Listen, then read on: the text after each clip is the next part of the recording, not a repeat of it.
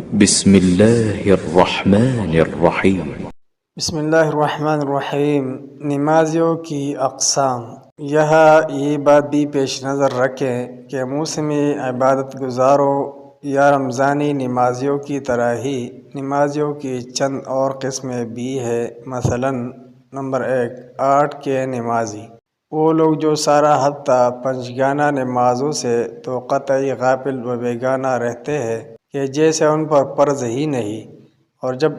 8 دن کے بعد جمعہ کا وقت آتا ہے تو نہا دھو کر خوب بنے ٹھنے اور اجلا لباس پہنے جامع مسجد میں پہنچ جاتے ہیں۔ نمبر 2، 61 کے نمازی، وہ لوگ جو عام طور پر تو پنجگانہ نماز ہی نہیں بلکہ نماز جمعہ بھی ادا نہیں کرتے، البتہ اگر کبھی کسی خوشی یا غمی پر اکٹھ ہو اور کچھ ایسے لوگوں کی مجلس میں اکٹھے بیٹھے ہوں جو اذان کی آواز کے ساتھ سبھی اٹھ کر مسجد کو چل دے تو یہ صاحب بھی چاروں ناچار ان کے ساتھ ہی مسجد سے ہو آتے ہیں۔ نمبر 3، 360 کے نمازی، وہ لوگ جو پنجگانہ نماز اور جمعہ بھی ادا نہیں کرتے، اور اگر کہیں کچھ ایسے لوگوں کو اکٹھ ہو جو نمازی ہو اور اذان سن کر نماز کے لیے چل دے تو یہ صاحب اس وقت بھی نظریں بچا کر ادھر ادھر کھسک جاتے ہیں، لیکن اسلامی کیلنڈر کے مطابق سال بھر کے 360 دنوں کے بعد جب عید آتی ہے تو اس میں بڑے شوق کے ساتھ شامل ہوتے ہیں۔ نمبر 4، گھاٹ کے نمازی، وہ لوگ جو عموماً رسم و رواج کے بندھے بندھائے صرف کسی کی نماز جنازہ میں ہی شرکت کرتے ہیں تاکہ اپنے آپ کو میت کے پسماندگان کے شرکائے غم میں سے ثابت کر سکے، اس کے علاوہ انہیں قسم ہے جو کوئی دوسری نماز چکھ پائے۔ نمبر 5، ٹھاٹھ کے نمازی، نمازیوں کی ان چاروں غیر مطلوبہ قسموں کے بعد 5ویں اور مطلوبہ قسم آتی ہے جنہیں ٹھاٹھ کے نمازی کہیے، جو کہ نماز پنجگانہ کی پوری پابندی کرتے ہیں، جنہیں عام طور پر پابند صوم الصلاۃ کہا جاتا ہے۔ اسلام میں دراصل انہی لوگوں کو مقام حاصل ہے۔ انہیں چھوڑ کر پہلی چاروں قسم کے نمازیوں کے بارے میں ہم کوئی تبصرہ نہیں کرنا چاہتے، بلکہ ان کی خدمت میں صرف اتنی التماس ہے کہ صاحب و اسلام کے نظام عبادت میں اس قسم کے نمازیوں کا تو کوئی تصور ہی نہیں پایا جاتا، لہٰذا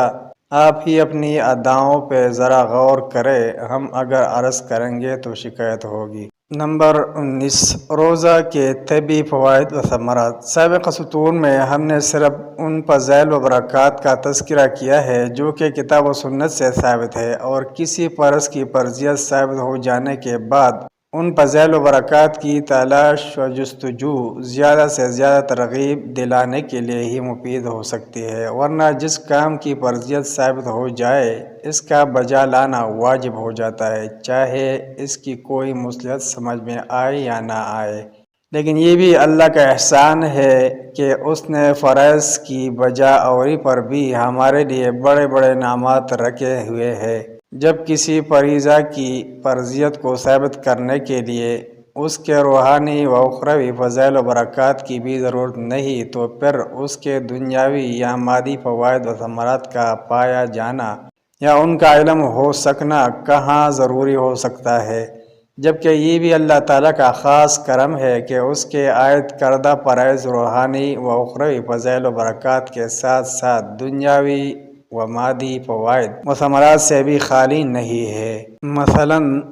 زیر بحث روزے کو ہی لے لیجئے کہ ڈاکٹروں یا طبیبوں نے روزے کے طبی فوائد بھی ذکر کیے ہیں،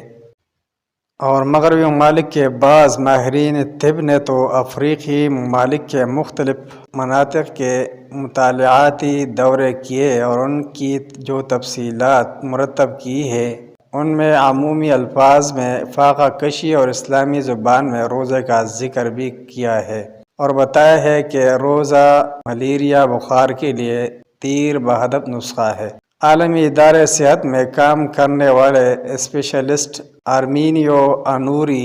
نے اپنی رپورٹ میں ملیریا کی وبا کو ترقی پذیر ممالک کی اقتصادیات کو تباہ کرنے کا باعث قرار دیا ہے، جبکہ اس ادارہ میں کام کرنے والے وبائی امراض کے ماہر ڈاکٹر جوزف ایچ فال نے تو یہاں تک لکھا ہے کہ ملیریا کا مرض عالمی سطح پر صحت کا مسئلہ بن چکا ہے اور اس مرض سے بچاؤ کے لیے دوائیں ایجاد ہوئی ہے، اور آگے چل کر وہ غیر مسلم ڈاکٹر لکھتا ہے، مگر کیا سب سے بڑھ کر خوشی کی بات یہ نہیں کہ شریعت اسلامیہ میں اس کے علاج کا جو طریقہ روزہ کی شکل میں ہے وہ ایک تو قطعاً غیر کیمیائی ہے، اور میڈیکل کی زبان میں یہ کہ اس کی ریئیکشن یا رد عمل کا بھی کوئی خطرہ نہیں، اور علم اقتصادیات کی زبان میں یہ علاج کلی طور پر مفت بلکہ مفت سے بھی بڑھ کر ہے، اس میں 100% سے زیادہ منافع ہے۔ جدید تحقیقات نے یہ بھی ثابت کر دیا ہے کہ روزہ کی وجہ سے آدمی گردے کی بیماری، پھیڑوں کے ورم اور جوڑوں کے پرانے دردوں سے محفوظ رہتا ہے۔ روزہ قلبی امراض، موٹاپے، بلڈ پریشر وغیرہ کے لیے بھی مفید اور معاون علاج ہے۔ ایسے ہی جلدی امراض، کیل محاسوں، سر کے وسط میں پیدا ہونے والی سکری، دماغی خشکی اور گنجے پن کا موزون ترین علاج بھی روزہ ہے۔ ایک سعودی ڈاکٹر ایاز سبیل کا کہنا ہے کہ روزہ السر کی بیماری کے لیے ایک تیر بہادر نسخہ ہے، جس کی تفصیل روزنامہ جنگ لاہور بابت 10 رمضان 1408 ہجری بمطابق 27 اپریل 1988 میں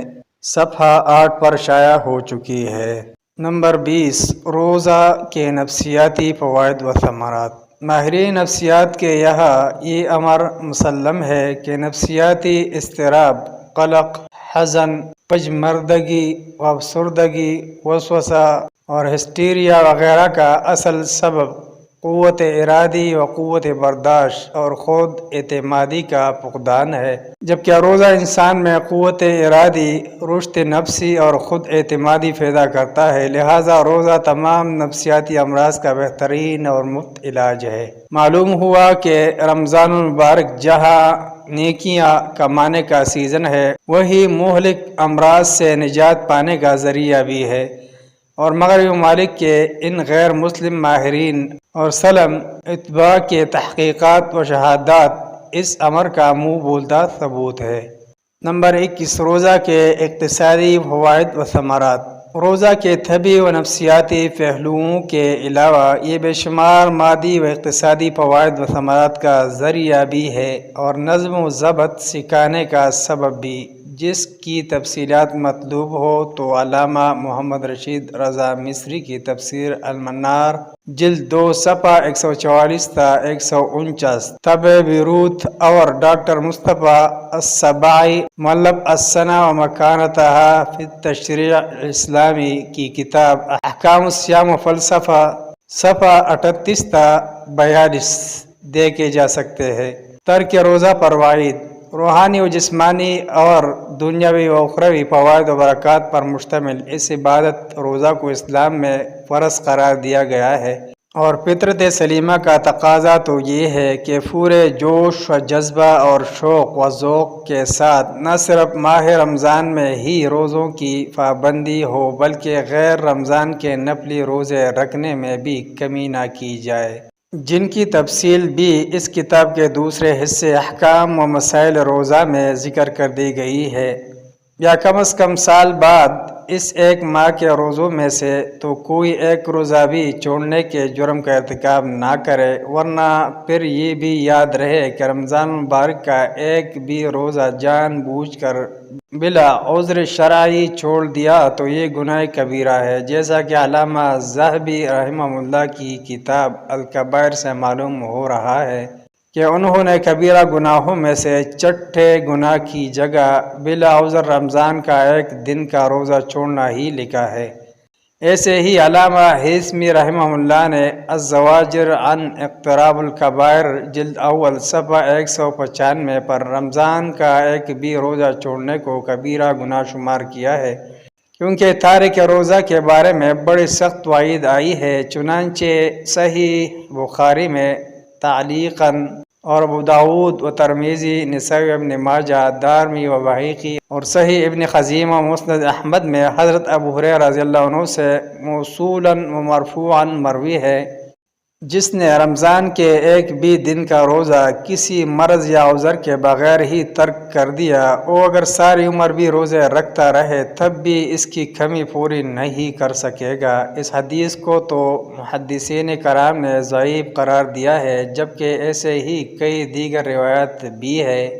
لیکن اگر یہ سب نہ بھی ہوتے تو قرآن و سنت اور اجماع امت سے ثابت شدہ اس روزے کی فرضیت اور اس کے 5 ارکان اسلام میں سے ایک ہونے کی حیثیت ہی کیا کم ہے کہ اس کے ترک کا ارتکاب گناہ کبیرہ شمار ہو۔ پورے دن کا روزہ ترک کرنا گناہ کبیرہ کیوں نہ ہو، جبکہ ماہ رمضان کے دنوں کے آخری اوقات میں سے جلد بازی کے نتیجہ میں اصل وقت سے تھوڑا سا پہلے روزہ کھولا جائے تو وہ بھی باعث عذاب ہے، جیسا کہ صحیح ابن حبان و ابن خزیمہ، سنن کبریٰ نسائی اور مستدرک حاکم میں حضرت ابو امامہ باہلی رضی اللہ عنہ سے مروی ہے کہ نبی صلی اللہ علیہ وسلم کو میں نے یہ فرماتے ہوئے سنا ہے کہ میں سویا ہوا تھا تو 2 شخص فرشتے آئے، وہ مجھے اپنے ساتھ ایک پہاڑ پر لے گئے اور کہنے لگے کہ اوپر چڑھے۔ میں نے کہا کہ میں ایسا نہیں کر سکتا۔ وہ کہنے لگے ہم آپ صلی اللہ علیہ وسلم کے لیے یہ سفر آسان کر دیتے ہیں۔ اور جب میں چڑھ گیا اور پہاڑ کے اوپر گیا تو کیا سنتا ہوں کہ سخت چیخ و پکار ہے، پھر مجھے وہ آگے لے گئے۔ وہاں کیا دیکھتا ہوں کہ ایک قوم اپنی کھونچوں ایڑیوں کے بل اوندھی لٹکائی گئی ہے، ان کی باچھیں پھٹی ہوئی ہے جن سے کہ خون بہہ رہا ہے۔ آپ صلی اللہ علیہ وسلم فرماتے ہیں کہ میں نے پوچھا یہ کون لوگ ہیں؟ تو ان فرشتوں نے بتایا یہ وہ لوگ ہیں جو افطار کا صحیح وقت ہونے سے پہلے ہی روزہ کھول افطار کر لیتے ہیں۔ اندازہ فرمائیے کہ جب محض اتنے وقت کے ترک کے روزہ کا ہی انجام ہے تو اس کا حشر کیا ہوگا جس نے پورے دن کا ہی نہیں بلکہ پورے رمضان کے تمام روزے ہی چھوڑ دیے۔ اب آپ خود ہی فرمائیے کہ وہ لوگ جو نہ تو کسی ایسے مشقت والے سفر میں ہو کہ روزہ قضا کرنے کے مجاز ہوں، نہ بیمار ہو کہ رمضان کے بعد ان کے لیے قضا کر لینے کی اجازت ہو، اور نہ ہی کوئی دیگر شرعی عذر ہو، بلکہ اس کے برعکس اس اعذار سے محفوظ ہونے پر مستزاد یہ کہ جن لوگوں کو رمضان مبارک کی وجہ سے ڈیوٹی بھی کم دینی پڑے اور جو تھوڑا سا وقت ڈیوٹی پر گزارے وہ بھی ایئر کنڈیشن دفتروں میں ہو، یا وہ لوگ جو اپنے کاروبار کرتے ہیں ان کے مکانوں اور دکانوں میں بھی ٹھنڈک کی یہ سہولتیں موجود ہو، اس کے باوجود بھی اس ماہ رمضان کے روزے رکھ کر اپنے پروردگار کو راضی نہ کر لے اور اس ماہ کی برکات اور سعادتیں نہ سمیٹ لے، وہ لوگ بھی کتنے ہی کم نصیب ہیں، اور ان کے اپنے آپ کو اسلام کے ٹھیکیدار قرار دینے کے بلند بانگ دعوے کتنے مشکوک بلکہ باطل ہے۔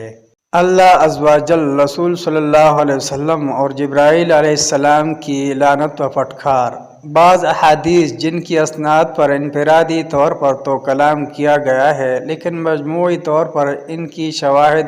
و معید روایات کی وجہ سے انہیں صحیح لغیرہ اور حسن صحیح قرار دیا گیا ہے۔ ان میں سے ایک صحیح ابن خزیمہ اور صحیح ابن حبان میں حضرت ابو ہریرہ رضی اللہ عنہ سے، دوسری صحیح ابن حبان میں حضرت مالک بن حویرث رضی اللہ عنہ سے، اور تیسری حضرت کعب بن عجرہ رضی اللہ عنہ سے مستدرک حاکم میں مروی ہے۔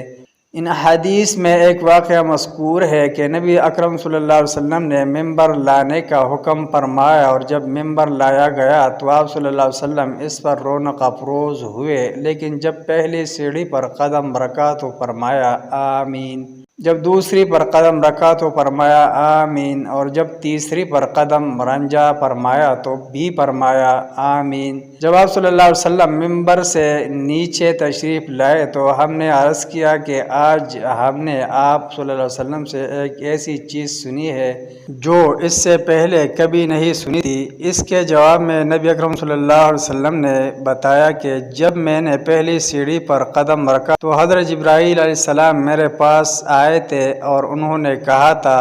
وہ شخص ملعون اور اللہ کی رحمت اسے دور ہو گیا جس نے ماہ رمضان المبارک کو پایا مگر اس کی مغفرت و بخشش نہ ہوئی۔ اس پر میں نے آمین کہا، اور جب میں نے دوسری سیڑھی پر قدم رکھا تو حضرت جبرائیل علیہ السلام نے فرمایا